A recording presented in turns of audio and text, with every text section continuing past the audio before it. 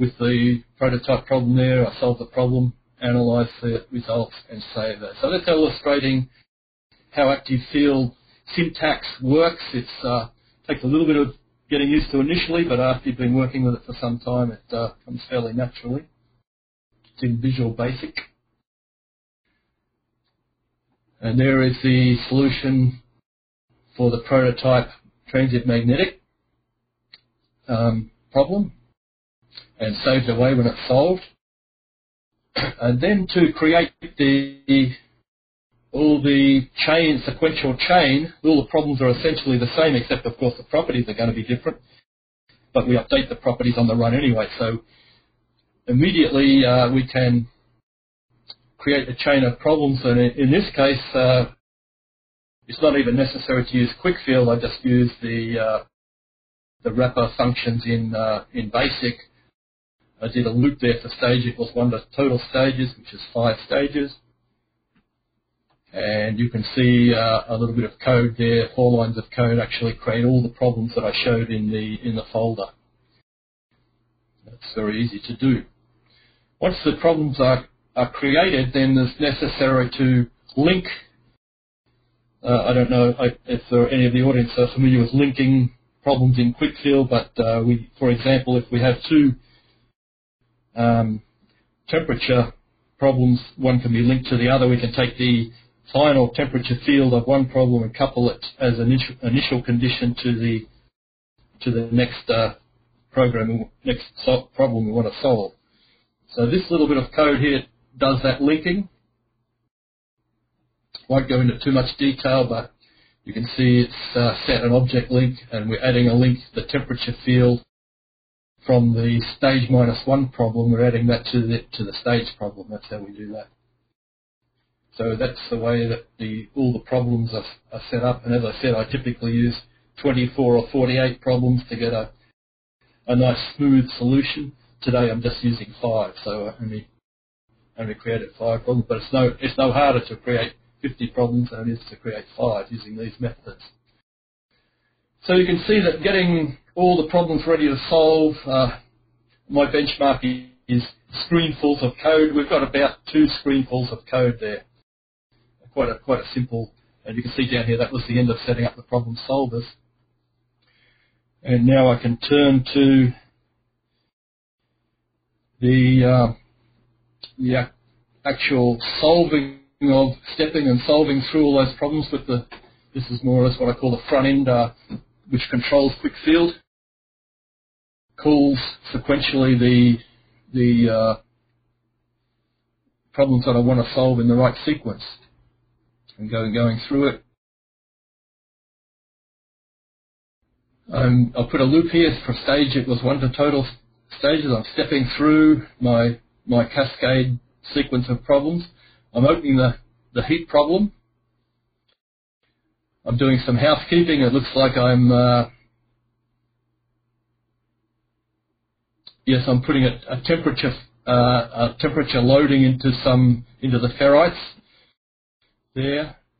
So I'm actually putting the loading that I would have calculated if there had been from the first magnetic, the losses out of the first magnetic solution I would be putting in there for the first loop, and the second one I'd be taking the losses from the second magnetic and putting it into the second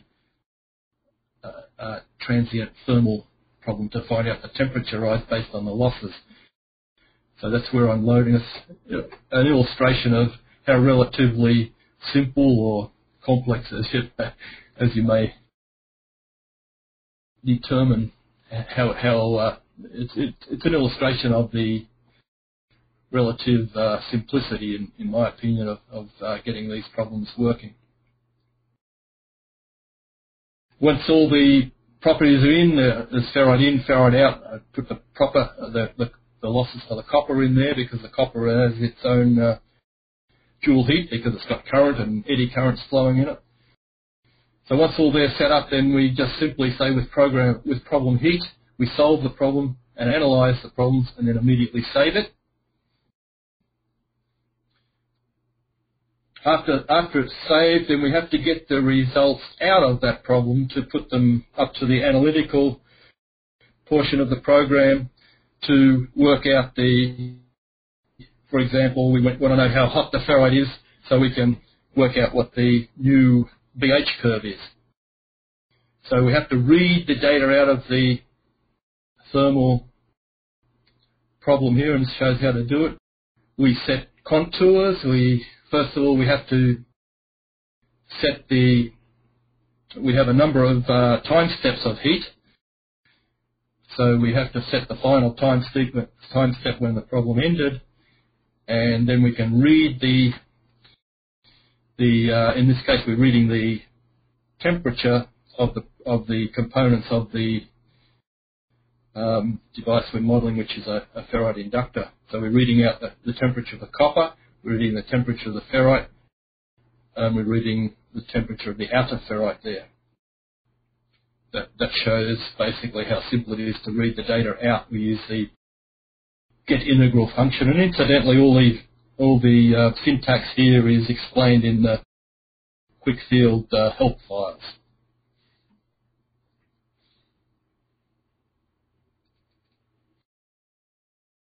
Do some housekeeping on that, and a very similar procedure happens for the transient magnetic.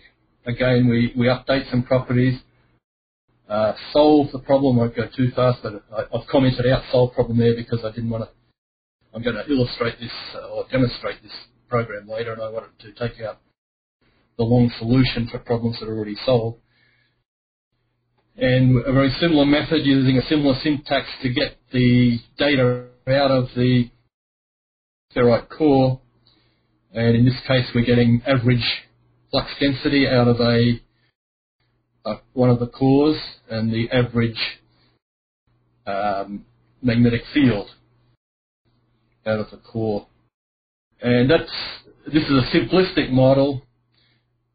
If I were doing this in a real case, I would break up the ferrite core into a number of sub-blocks so they're more accurately represented or more accurately got data over the various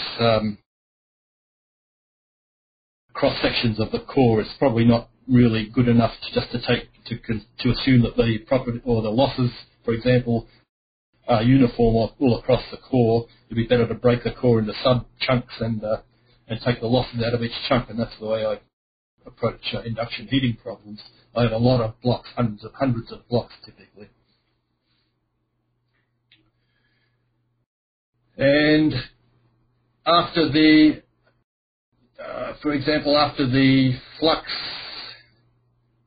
density is obtained, then I call a function to calculate the Steinmetz loss. So the Steinmetz needs frequency, which is 10,000 there, and it also needs a peak flux density, which I read out. So I then call a Steinmetz function to find the core loss, which becomes a loading for the next transient magnetic problem. Just as a refresher, we'll go back.